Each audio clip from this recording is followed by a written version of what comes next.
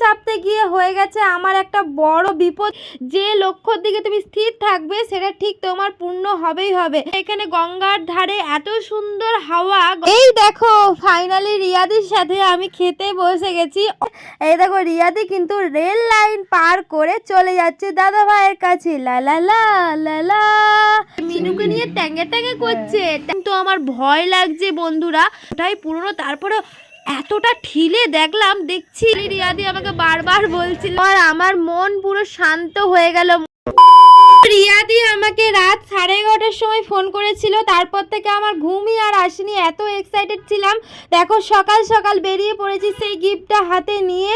তাড়াতাড়ি করে দেখো এখানে ট্রেনের টিকিটও কেটে নিলাম। তো ট্রেনে চাপতে গিয়ে হয়ে গেছে আমার একটা বড় ঝামেলা, মানে আমার একটা বড় বিপদই বলতে পারো। এখানে দেখো লোকাল ট্রেনে উঠলাম, কিন্তু হঠাৎ করে আমি এক্সপ্রেস ট্রেনে বসে গেলাম। কেন বলো তো? লোকাল ট্রেনটা আজকে এতটাই লেট করেছিল, সেই যে কি বলবো। তার জন্য ফটাফট আমি এক্সপ্রেসে বসলাম। তারপরে এসে বর্ধমানে তাড়াতাড়ি করে আমি কাটোয়া লোকালটা ধরলাম, মানে 1 মিনিটের জাস্ট গ্যাপ ছিল।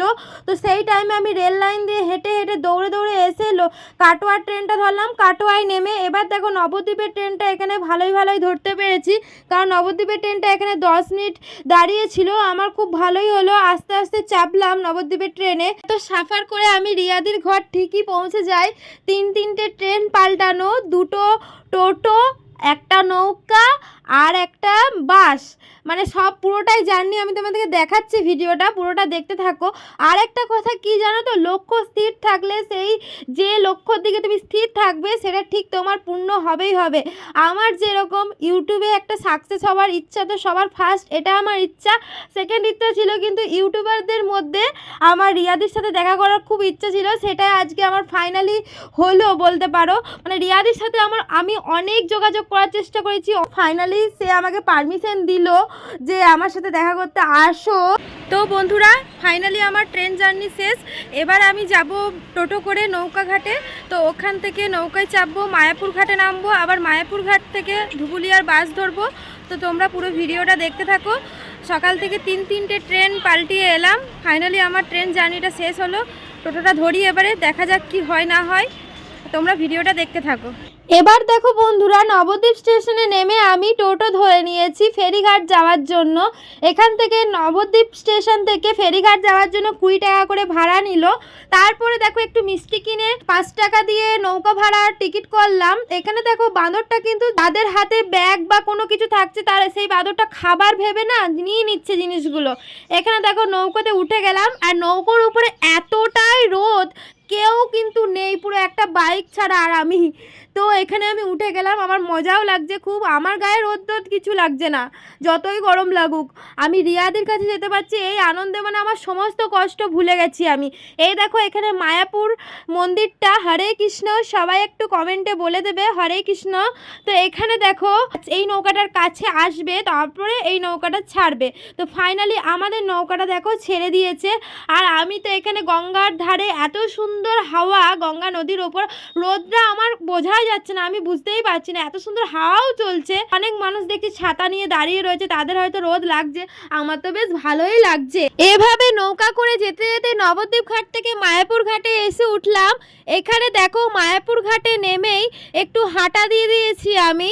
একটু হাঁটলে তবেই বাস স্ট্যান্ড, খুব জোর 2-5 মিনিট হাঁটতে লাগবে, এর থেকে বেশি না। বটতলা দাঁড়াবে।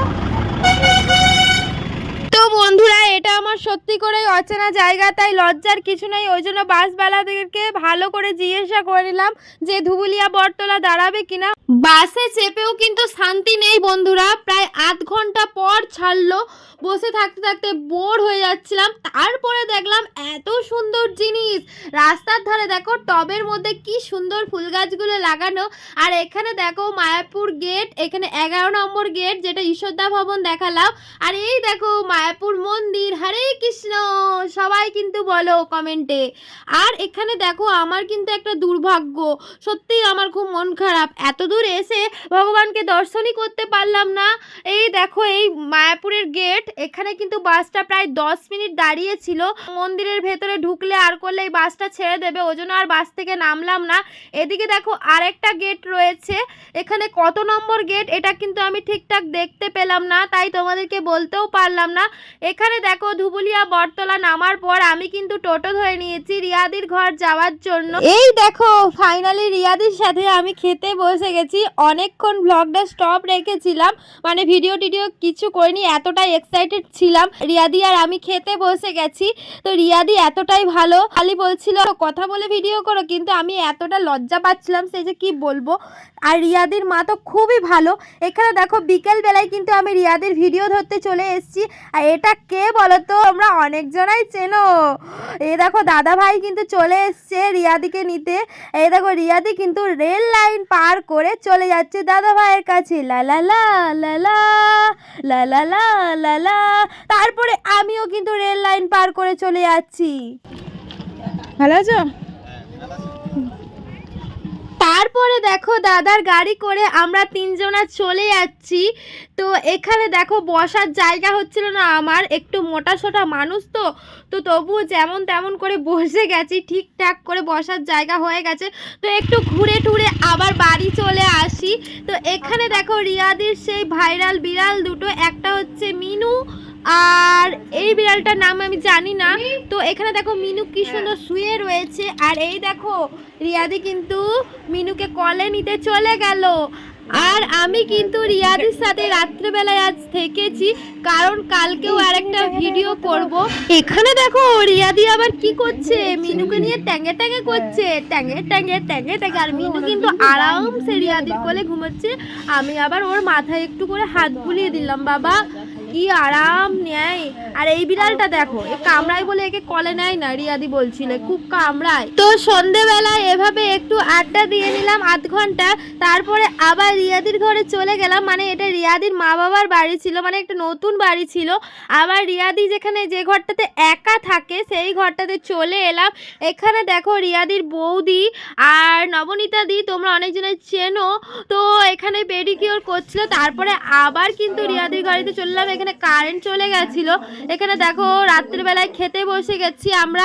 তো রাত্রে খাওয়া দাওয়ার পর আবার রিয়াদির সাথে ওই বাড়ি চলে যাই। তো রাত না কাটতে কাটতে যেই সকাল হয়ে গেছে আমি কিন্তু ফোন নিয়ে বেরিয়ে পড়েছি ব্লগটা কন্টিনিউ রাখার জন্য। এখানে দেখো রিয়াদির সেই 300 বছরের পুরনো বাড়ি। তোমরা দেখবে রিয়াদি দুবার হোম ট্যুর ছেড়েছে, কিছুদিন আগে হয়তো একটা হোম ট্যুর ছেড়েছে, সেখানেও তোমরা দেখবে। এই দেখো এবারে পুরো বাড়িটা আমি ঘুরে দেখাচ্ছি। এটা হচ্ছে 300 বছরের পুরনো বাড়ি। এই বাড়িটাতে রিয়াদি কিন্তু একাই থাকে বন্ধুরা। দেখো আরও কিন্তু আরেকটা বাড়ি আছে এর থেকেও পুরনো, যেটা হচ্ছে 500 বছরের পুরনো বাড়ি। সেই ভুতুরে বাড়িও কিন্তু দেখাচ্ছি, তোমরা কিন্তু ভিডিওটা পুরোটা দেখো।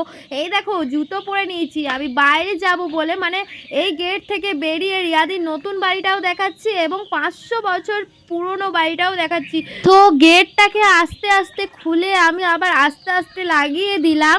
এবারে দেখো রিয়াদির ঘর থেকে বেরোনো মাত্রই এই বাঁ সাইডে পড়বে হচ্ছে রিয়াদির নতুন বাড়ি। এবং এই দেখো সেই কালী মন্দির, যেই কালী মন্দির তোমরা ভিডিওতে এতবার দেখেছো রিয়াদির ভিডিওতে।